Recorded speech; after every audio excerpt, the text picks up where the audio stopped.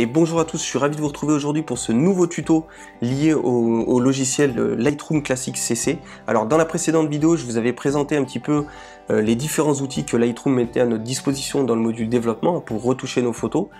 Donc on a vu qu'il y avait quand même pas mal de choses et qu'il y a pas mal de choses à voir ensemble. Voilà, on va avoir plein de vidéos, je vais vous présenter tout ça dans différentes vidéos. Et je vous avais dit qu'aujourd'hui que la prochaine vidéo serait sur la correction de l'objectif. Pour la vidéo, j'ai choisi une photo. Alors, une photo qui, vous voyez, les poteaux sont pas droits, ça donne une impression d'une photo bancale, une photo qui penche à gauche. Alors, c'est pas seulement dû à mon objectif, c'est aussi dû au fait que je voulais absolument prendre ce petit bonhomme entre ces deux poteaux et bah voilà, il a fallu cadrer rapidement, prendre la photo rapidement. Ça vous montre aussi qu'il y avait, même avec l'expérience et en sachant un petit peu comment cadrer et comment me positionner, et ben il arrive qu'on peut se rater. Et vous voyez que là le fait que ça penche à gauche est aussi lié au fait que j'étais pas complètement droit au moment de la prise de vue, hein. Il a fallu que je me dépêche pour la prendre, mais vous allez voir rapidement qu'on peut corriger les choses avec Lightroom, et notamment avec le correction de l'objectif. Donc on va déplier tout de suite, voilà, c'est ce panneau là. Donc vous avez l'onglet profil et l'onglet manuel. Alors la première chose à faire, c'est d'activer le profil de correction. J'en ai parlé un petit peu dans la précédente vidéo, c'est la première chose à faire, et il va sélectionner un profil d'objectif par rapport aux données, aux EXIF qui sont inclus dans vos photos. Hein, c'est toutes les données qui sont écrites au moment de la prise de vue par votre appareil photo. Lightroom, lui, récupère ces infos-là. Alors, manque de bol, moi, pour cette séance photo, j'avais utilisé un Tamron. Et ça aussi, j'en avais parlé dans la précédente vidéo. Il arrive, notamment pour des marques comme Tamron ou Sigma, qui se trompent. Alors, il se trompe pas dans la focale, parce que c'était bien à 24-70, donc il a bien sélectionné la bonne focale. Par contre, il n'a pas sélectionné le bon constructeur. Donc, c'est Tamron. Donc, c'est pas très grave, hein, vous sélectionnez Tamron, mais faites bien attention au moment où vous activez le profil de correction, qu'il ait bien sélectionné le bon objectif qui correspond à celui que vous avez utilisé. Je sais que d'expérience, quand j'utilise mes objectifs Canon, ils se trompent jamais. Sachez aussi que moi, ça m'est jamais arrivé de ne pas trouver un profil de correction.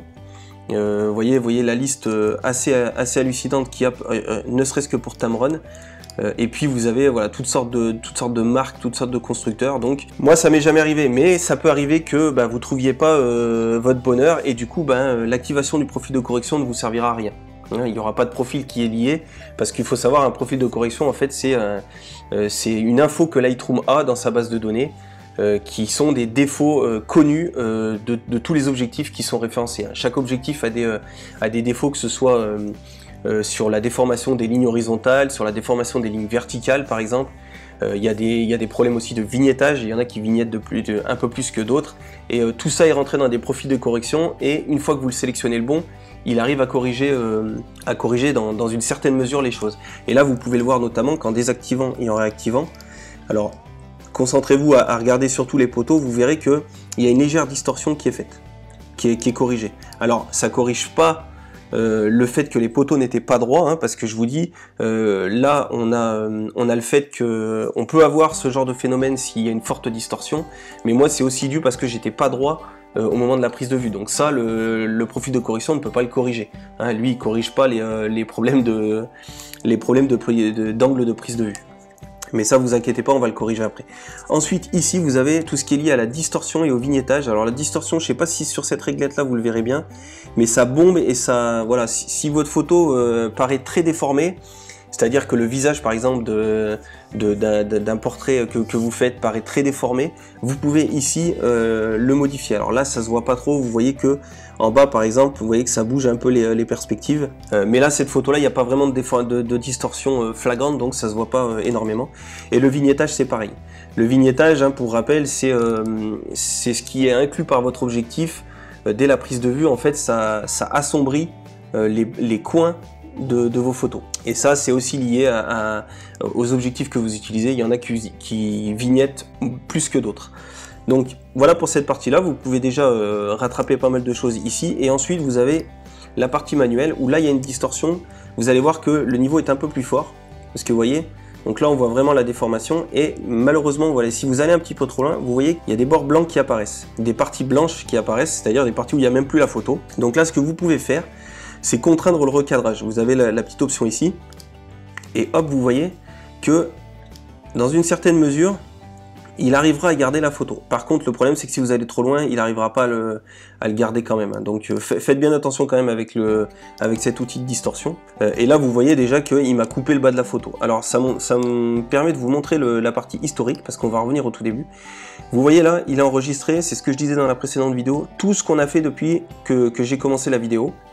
Vous voyez, il y a de activation, désactivation du profil de l'objectif, et vous avez tout un tas de choses sur le vignettage et sur les quantités de distorsion et tout ça. Donc là, vous pouvez revenir où vous voulez. Vous voyez que ça change la photo.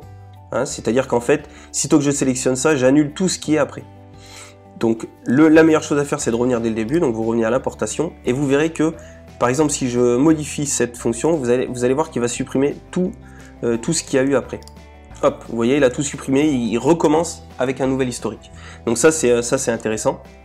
Donc hop, je vais le désactiver, voilà. Donc ensuite, supprimer la frange, ça je vais pas en parler, moi je m'en sers absolument jamais, alors peut-être que c'est un tort, moi ça ne m'a jamais été utile, donc je vais pas complexifier la chose, vous en avez pas vraiment besoin pour l'instant. Donc voilà, je rentre pas dans les détails de cette partie-là.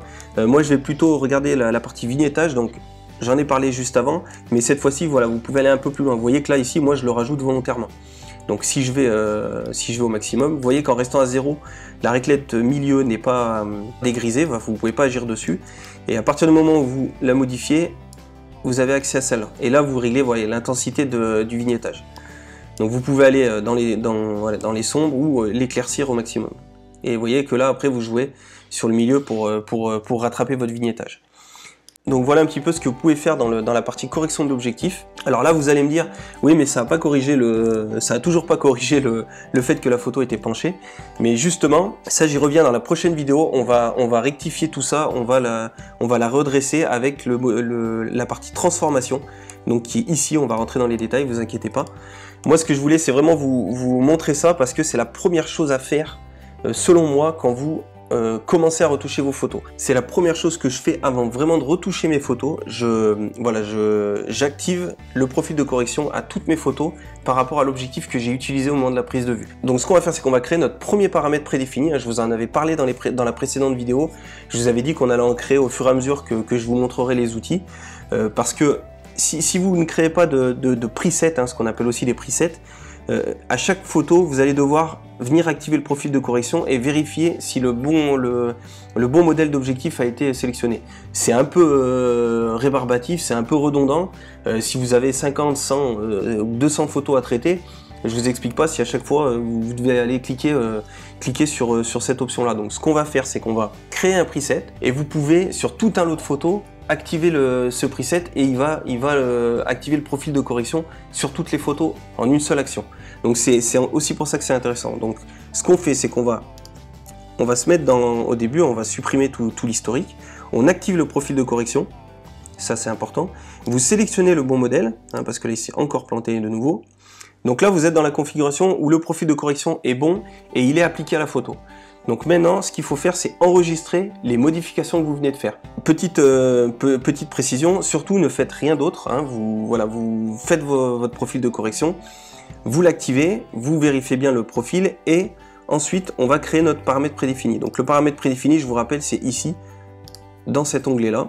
Vous faites un clic droit, vous mettez nouveau dossier, on va l'appeler tuto LR, créer. Donc il est ici, je vous rappelle ici tous les paramètres prédéfinis, c'est les paramètres par défaut hein, que Lightroom nous propose.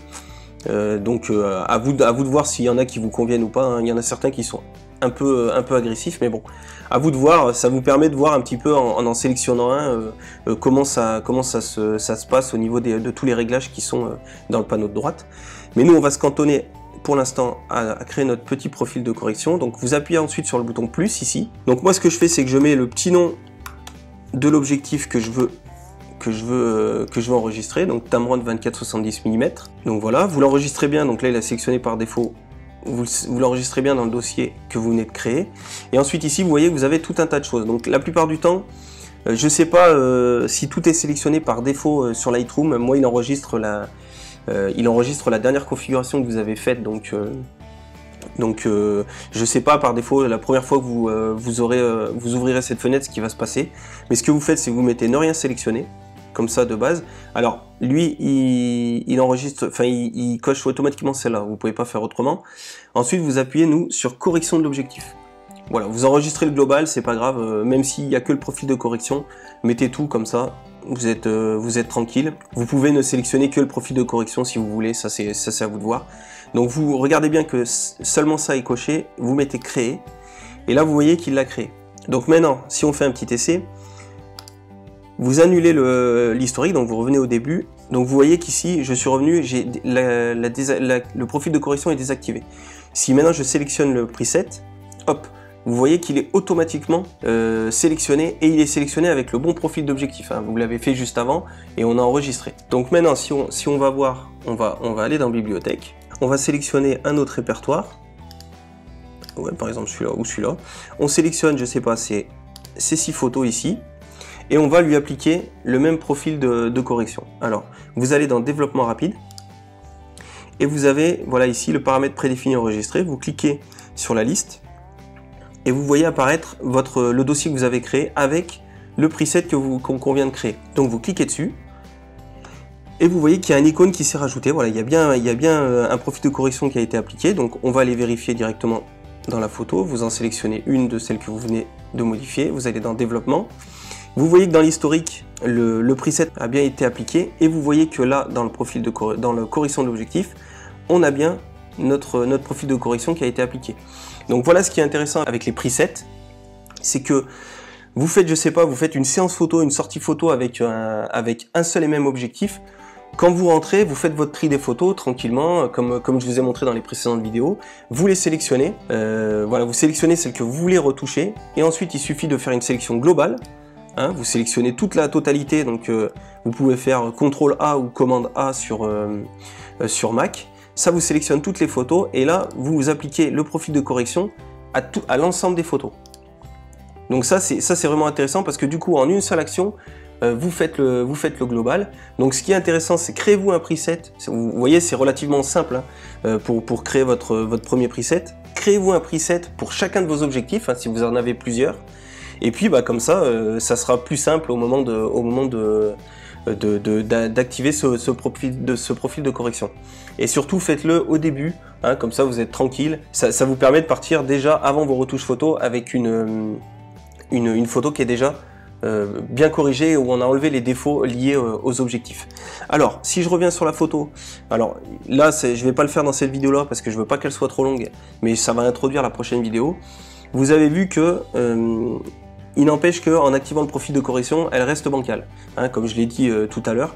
Donc ça va être la partie transformation, et on va le voir dans la prochaine vidéo, où là on va redresser tout ça, redresser les lignes, et on va faire en sorte que la photo ne penche pas trop sur la gauche. Mais ça sera l'objet de la prochaine vidéo. Donc moi je vous dis, et ben justement, à la prochaine vidéo qui va arriver très vite. Allez, bye bye.